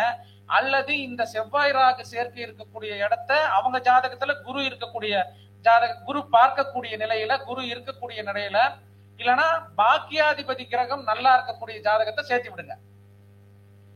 ஒரு எக்ஸாம்பிளுக்கு ஒரு மேச லக்னம் ஒரு பெண் இருக்கு, அவங்க அந்த பெண்ணுக்கு இந்த மாதிரி செவ்வாறாக இருக்குது, இல்ல கலத்திர வகையில ஒரு பிரச்சனை இருக்குது, ஒரு திருமண பிரச்சனை இருக்குது அப்படின்னாக்கா அந்த பெண்ணுக்கு குரு பகவான் உச்சமாக இருக்கக்கூடிய ஜாதகத்தையோ குரு பகவான் ஆட்சியாக இருக்கக்கூடிய ஜாதகத்தையோ சேர்த்துனீங்க அப்படின்னாக்கா பெரிய பிரச்சனை வருவது கொஞ்சம் குறையும். அப்போ பாக்கிய 5ஆம் அதிபதியும் 9ஆம் அதிபதியும் இன்னொரு ஜாதகத்துல சேர்த்துற ஜாதகத்துல நல்லா இருந்துச்சுன்னா தோஷம் குறையும். இதுக்கு நம்ம சிறப்பு வகுப்பே ஜோதிடர்களுக்குன்னு தனியாவே ஒரு சிறப்பு திருமண பொருத்த வகுப்பு சேலத்துல ஒரு 2-3 வகுப்பு போட்டு அப்படியே ரெடி ரெக்கரன்ஸா அப்படியே ரூல்ஸா கொடுத்துருக்குறோம். நம்மகிட்ட வகுப்புல அது வீடியோ இதெல்லாம் எதுவுமே எடுக்கல. வந்திருக்கீங்களா? இப்ப அது உங்களுக்கு ரூல்ஸ் யூஸ் ஆகுதுங்களா? எதுவுமே வந்தவங்களுக்கு மட்டும்தான் நான் ரெக்கார்ட் பண்ணி எனக்கு கூட வச்சுக்கல. ஏன்னா எந்த விஷயங்களும் அவங்க இப்ப இன்னைக்கு இவ்வளவு கஷ்டப்பட்டு நீங்க வந்திருக்கிறீங்க, இப்ப அது சும்மா கொடுக்கக்கூடிய தன்மைகள் இருக்காது. இன்னொன்னு, நீங்க இப்ப இங்க நான் மனப்பூர்வமா கொடுக்கிற விஷயங்கள் உங்களுக்கு தான் அது பயனாகும். எல்லாருக்கும் இத இப்ப இவர் ஒரு விஷயம் வச்சிருக்கிறாரு, ஒரு புக் போடுறது, இவர்கிட்ட இருந்து நான் அதை காப்பி அடிச்சுக்கிட்டு அதை தெரியாம இவர் ஒரு வகுப்பு போடுறாரு. அந்த வகுப்பை நான் எனக்கு அதோட ரெக்கார்ட்ஸோ இல்ல ஒரு ஜெராக்ஸோ நாம வாங்கிட்டோம் அப்படின்னா, நான் இது வரைக்கும் தமிழகத்துல எந்த வகுப்புகள் நடந்தாலும் முடிஞ்சா நான் பிசிக்கலா கலந்துக்குவேன், இல்லைன்னா அந்த ரெக்கார்ட்ஸை கொடுங்கன்னு நான் யாருக்கிட்டையும் கேட்டதில்லை. அது நீங்க வாங்கி அதை அப்படி பண்ணணும்னாலும் நமக்கு சமயத்துக்கு பயன்படாது. என்கிட்ட இருக்கிற நோட்டே நான் சொன்னேன்னா என்னோட 5 தலைக்கட்டுக்கு அது யூஸ் ஆகும். என் தாத்தா கொடுத்த விஷயங்கள்ல இருந்து எங்களோட அதுல இருக்கிற விஷயங்களே பலன் சொல்ல முடியல நம்மளால. அப்போ நீங்க நம்ம பிசிக்கலா நம்ம இருந்து ஆத்மாத்மா, நான் அந்த புக்குக்கே சொன்னேன், ஒரு புக்கை வாங்கி படிக்கிறீங்கன்னா அந்த புக்கை எழுதின ரைட்டரை ஆத்மாத்மா வணங்குங்க, அதுல இருக்கிற சூட்சும விஷயம் உங்களுக்கு கிடைக்கும்னு. அது போல இங்க இருக்கிற நீங்க இந்த மண்டபத்துல இருக்கக்கூடிய நபர்களுக்கு இன்னைக்கு நான் சொன்ன விஷயங்கள் உங்களுக்கு சமயத்துல கை கொடுக்கும். அத நல்ல விதத்துல பயன்படுத்திக்கோங்க. இது போன்ற இந்த சின்ன சின்ன விஷயங்கள் இதெல்லாம் ஏற்கனவே இப்ப நாம ஒண்ணும் புதுசா கண்டுபிடிச்சு சொல்லல, ஏற்கனவே நடைமுறையில ஆடி 18 அன்னைக்கு போய் பாருங்க, நதிக்கரையில எவ்வளவு பேர் பண்ணிட்டு இருக்காங்க. எதுக்கு பண்றோம்னு தெரியாத பண்றாங்க, அதை மாத்திரப்பயே சண்டை போட்டுட்டு பண்ணிட்டு இருக்காங்க. குடும்பத்துல அதெல்லாம் இல்லாம அதோடைய காரண காரியங்களை அறிந்து மகிழ்ச்சிகரமாக பண்ணாங்கன்னா, ஜென்ரலா செஞ்சாங்கன்னாவே அந்த சண்டைகள் குறையக்கூடிய தன்மைகள், மகிழ்ச்சி நிலவக்கூடிய அமைப்புங்கிறது திருமணம் ஆனவங்களுக்கும் திருமண தடை இருக்கவங்களுக்கும் கட்டாயம் அந்த ஆடி 18ல இருக்கும். அப்ப அந்த செவ்வாய் தோசை தன்மைகளுக்கு இது மாதிரி இந்த மாரியம்மன் வழிபாடுல அந்த கம்ப வழிபாடுகளை பண்ணுங்க. அந்த கம்ப நடுறப்ப அந்த கிணத்துல இருந்து எடுத்துட்டு வருவாங்க, அந்த நிகழ்ச்சியில போய் கலந்துக்க சொல்லுங்க. அந்த கம்பம் நடுறதுல கம்பம் நட்ட நாள்ல இருந்து கொண்டு போய் தண்ணி ஊத்திட்டு வர சொல்லுங்க. இதெல்லாம் தண்ணி ஊத்துனா நடந்துருமா அப்படின்னு நினைச்சா நடக்காது. தண்ணி ஊத்துனா நடந்துரும்னு நினைங்க, அடுத்தது கண்டிப்பா நடக்கும். அடுத்தது நம்ம சகோதரர் கேட்டதுக்கு ஒரு இது சொல்லிடலாம், அவரையும் பரிகாரம் வேணா. அந்த ராகு தோஷத்துக்கு பரிகாரம் கேட்டாரு. ராகு சம்பந்தப்பட்ட தோஷங்களுக்கு வந்து உருளு தண்டம். பாம்பு என்ன பண்ணுது? அப்ப பிறண்டு பிறண்டு எந்திரிக்கக்கூடிய அமைப்பு அப்படிங்கிறது உருளு தண்டம். இப்ப உருளு தண்ட தன்மைகள் உங்களுக்கு வந்து நிறைய வந்து நாகதோஷத்தை ராகு தோஷத்தை நீக்கி தரக்கூடிய அமைப்பு அப்படிங்கிறது உண்டு. அதுல சுழல் கிரிவலம் அப்படிங்கிறதும் இருக்குது, ஆத்ம பிரதட்சணம் அப்படிங்கிறதும் இருக்கு. அது மாதிரி நிறைய தன்மைகள் வந்து இருக்கு. அதுல முக்கியமா வந்து நாகதோஷத்தால் பாதிக்கப்பட்ட நபர்களை வந்து இந்த ஆடி மாசத்துல உருளு தண்டம் போடுறாங்க இல்லையா, பெண்கள் வந்து மேக்சிமம் வந்து உருளு தண்டம் போடக்கூடாது. பெண்கள் உருளு தண்டம் போடுறது அப்படின்னாக்கா இப்படி இந்த மார்பு பகுதியில இப்படி கையை வச்சுட்டு தான் சுத்தி வந்து இது பண்ணணும். அதனாலதான் பெண்கள், ஆண்கள் வந்து சாஷ்டாங்க நமஸ்காரம் பண்ற மாதிரி பெண்கள் வந்து சாஷ்டாங்க நமஸ்காரம் பண்ணக்கூடாது. அப்ப உருளு தண்ட தன்மைகள் அப்படிங்கிறது வந்து பெண்கள் வந்து அந்த உருளு தண்டம் போடுவதற்கு உண்டான நபர்களுக்கு ஏதாவது ஹெல்ப் பண்ண சொல்லுங்க. அந்த உருளு தண்டம் இதுக்கு வந்து ஒரு மோர் கொண்டு போய் கொடுக்க சொல்லுங்க, இது மாதிரி பண்ண சொல்லுங்க. இந்த வேப்பலை கொண்டு போய் இது பண்ண சொல்லுங்க. அந்த உருளு தண்டம் ஃபங்க்ஷன் நடக்கிறப்ப ஏதாவது ஒரு தானங்களை கொடுக்க சொல்லுங்க. ஆண்கள் இந்த இது வந்து ஆண்களுக்கு வந்து உருளு தண்டனம், பெண்களுக்கு வந்து அந்த உருளு தண்டத்துக்கு பதிலா சுழல் கிரிவலம், இப்படி தன்னைத்தானே சுற்றிக்கிறது, ஆத்ம நமஸ்காரம் பண்றது. இப்படி அந்த கோயிலேயே வந்து அது வந்து கிருகிருப்பு வந்து விழுந்துறாதீங்க. ஒரு நபரை வந்து இப்ப எப்படி நீங்க உருளு தண்டம் போறப்போ நீங்க ஒரு உங்க இதெல்லாம் கரெக்ட் பண்ணிக்கிறதுக்கு ஒரு ஆள் அசிஸ்டன்ட் வச்சுக்கிற மாதிரி இந்த இதுக்கும் அது வந்து நீங்க கோயிலேயே சுத்தி வராதிங்க. கொஞ்ச தூரம் அந்த சுழல் அந்த சுழல் கிரிவலத்துக்கு பெரிய பவர் இருக்கு. அங்க பிரதட்சணம் தான் உருளு தண்டம். ஆமா ஆமா, வேண்டுதல் வச்சிருந்த இல்ல வேண்டுதல் பாக்கி விடாதீங்க. பொதுவா வந்து இந்த மாதிரி கையை இப்படி வச்சுக்கிட்டு நீங்க சுத்தி வாங்க. உங்களை யாராச்சும் தள்ளி விட சொல்லுங்க. அது மாதிரி சுத்தி வந்து நீங்க வந்து உருளு தண்டம் வந்து இது பண்ணுங்க. புதுசா இந்த மாதிரி போய் வேண்டுதல் வந்து பெண்கள் வந்து அடிப்பிரதட்சணம் பண்றப்பையும் வந்து உள்ளங்கால்ல வந்து மருதாணி இருக்கிறது அவசியம். மருதாணி அப்படிங்கிறது அது பேசிட்டே போனா ஒன்னு தொட்டு ஒன்னு கான்செப்ட் வந்து வந்துகிட்டே இருக்கும். டைம் வேற, ராஜா சங்கருக்கு வேற டைம் ஆச்சு. அதனால இந்த அளவில் வந்து நிறைவு செய்கிறோம். இங்க கொடுக்கப்பட்ட அனைத்து விஷயங்களும் உங்களுடைய முன்னோர்களுடைய ஆசையாலும் குலதெய்வத்தினோட ஆசையாலும் அனைவருக்கும் நல்ல முறையில் பயன்பெற்று உங்களுடைய குடும்பமும் உங்களுடைய வாரிசுகளும் மகிழ்ச்சி சந்தோஷம் நிறைய பெற்று அனைவரும் சந்தோஷமாக வாழ்வோம் என்று கூறி செய்கிறேன். நன்றி, நமஸ்காரம். அலைபேசி எண்கள் வந்து 44311558 9443115586. தமிழ் ரெண்டாவது தமிழ்ல சொல்லிட்டேன். ராமஜெயம் ராமநாதன், சேலம். சப்போஸ் நீங்க ஏதாவது டவுட்ஸ்னாக்கா கூப்பிட்டீங்கன்னாக்கா எடுக்கலன்னாக்கா நானே திருப்பி மறுபடியும் கட்டாயம் கூப்பிடுவேன். நீங்க ஒரு இப்ப நம்ம மிஸ்டு கால் நமக்கு வேற வேலையில இருக்கப்போ இப்பெல்லாம் போன் எடுத்தோம்னா அப்படின்னு எடுத்துங்க இது அப்படின்னு சொல்லிடுறாங்க. அன்னைக்கெல்லாம் ஒருத்தர் அவரு என்ன நினைச்சாரா தெரியல, திடீர்னு நியூ பஸ் ஸ்டாண்ட்ல அப்படி எடுத்துட்டேன். பையன் வேன் வந்துருச்சு, அதனால பேசிட்டே வந்தது. நான் பாட்டுக்கு எப்படின்னு எடுத்துட்டேன். சார் நிறுத்துங்க, இது போனுக்கும் வரும் ஃபைன் வரும், ஏதோ ஹெல்மெட்டுக்கும் வரும்னாரு. அப்புறம் ஒரு செகண்ட் சரி நானும் நம்ம நண்பர் ஒருத்தர் வந்தாரு, சரி நீங்க போங்க அது பாருங்க அப்படின்னு சொல்லிட்டு அவர் அனுப்பிவிட்டு போய் வண்டி நிறுத்தினேன். உடனே சரி சார் நீங்க கிளம்புங்க சார் அப்படின்னாரு. என்ன நான் ஒருவேளை என்ன நினைச்சுட்டேன், ஒருவேளை இந்த இதுல நம்ம நம்பர்லாம் நோட் பண்ணிட்டாரான்றது வரும்னு பார்த்தா இது வரைக்கும் வர காணோம். அது இது மாதிரி நமக்கு சில விஷயங்கள் நம்ம செய்யற விஷயங்கள் நம்ம அதை புண்ணியமா வந்து காப்பாத்துது. ஆனா அதுக்குன்னு வந்து எல்லா இடத்துலயும் இப்படி எடுத்துக்கிட்டு பேசிக்கிட்டு நம்ம வந்து அந்த விதிமீறல் வந்து பண்ணக்கூடாது. நான் ஒருவேளை ஓரமா நிறுத்துற இடத்துல போய் எடுத்ததுனால விட்டாரா என்னன்னு தெரியல. அதனால அந்த மாதிரி சூழ்நிலைகள்ல நம்ம வேற இதுல இருக்கிறப்ப போன் எடுக்கலனாலும் கட்டாயம் வந்து மிஸ்டு கால் இருந்துச்சுன்னா கட்டாயம் கூப்பிடுவோம். எதுக்காகன்னா ஏதாவது ஜாதகம் பார்க்கறதுக்காக பணம் போடுறதுக்காக கூப்பிடுறாங்கன்றது அதுக்காக வந்து எடுத்து பேசுவோம். அதனால நீங்க உங்களோட கேள்விகளும் சொன்ன மாதிரி வாட்ஸ்அப்ல போட்டீங்கன்னா கூட உங்களுக்கு அதுக்கு உண்டான ரிப்ளை வந்து நான் இங்க சொன்ன விஷயங்களுக்கு டவுட் இருந்தா கேளுங்க. நான் உங்களுக்கு இப்ப இந்த விஷயங்கள் இப்ப நம்ம ராஜசங்கர் சார் மீட்டிங்ல சொல்லியிருந்தீங்க. இதுல என்ன டவுட்ஸுங்க, இந்த கோயில் எங்க இருக்குதுங்க, இதுல எனக்கு இது புரியல அப்படிங்கிற மாதிரி கேளுங்க. அதற்குண்டான விளக்கங்கள் கட்டாயம் கொடுக்கப்படும். நன்றி, நமஸ்காரம்.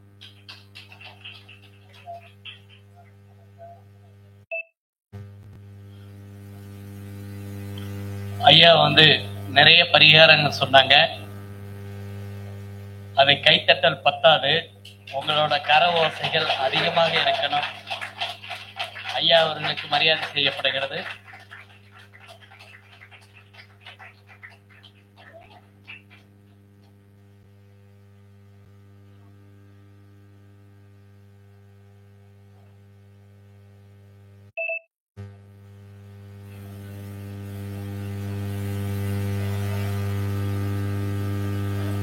இன்னும் பேச்சாளர்கள் நிறைய இருக்கிறாங்க.